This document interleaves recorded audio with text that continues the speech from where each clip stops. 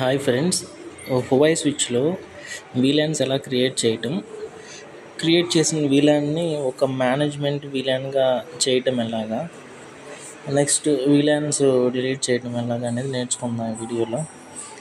VLAN 20 అనేది create చేశాను, ఇంకోటి వీలాన్ 30 అనేది క్రియేట్ చేశాను. వీలాన్ 20 వీలాన్ 30 క్రియేట్ అయినాయి. ఇప్పుడు నేను వీలాన్ 20ని మేనేజ్మెంట్ వీలాన్గా చేద్దాం అనుకుంటున్నాను.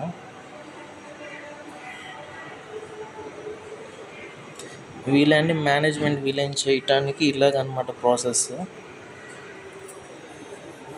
ఆ మేనేజ్మెంట్ వీలాన్గా మనకు పనిచేయాలంటే ఒక ఐపీ అనేది ఇచ్చుకోవాలన్నమాట. ఆ మేనేజ్మెంట్ వీలాన్కి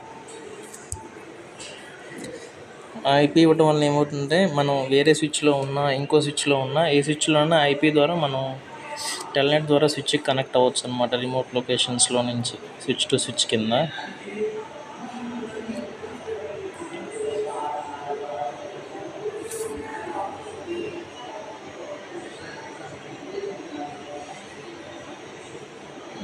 మేనేజ్మెంట్ వీలాన్కి ఐపీ అయితే ఇచ్చేసాను.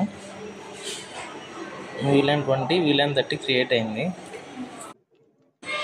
ఆ వీలాన్ 20 మేనేజ్మెంట్ వీలాన్ కింద అసైన్ అయి ఉందన్నమాట. ఇప్పుడు క్రియేట్ చేసిన వీలాన్స్ని మనం వద్దనుకుంటే అది ఎలాగనేది కోడ్స్ అన్నమాట. ఇవి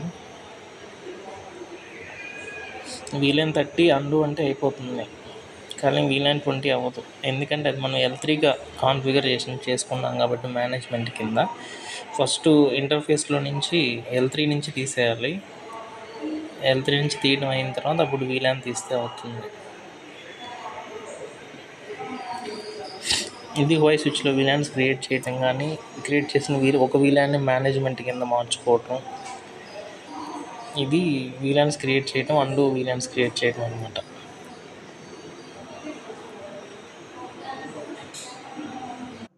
మనం క్రియేట్ చేసిన వీలాన్స్ అన్నీ డిలీట్ అయినాయి అన్నమాట. ఇప్పుడు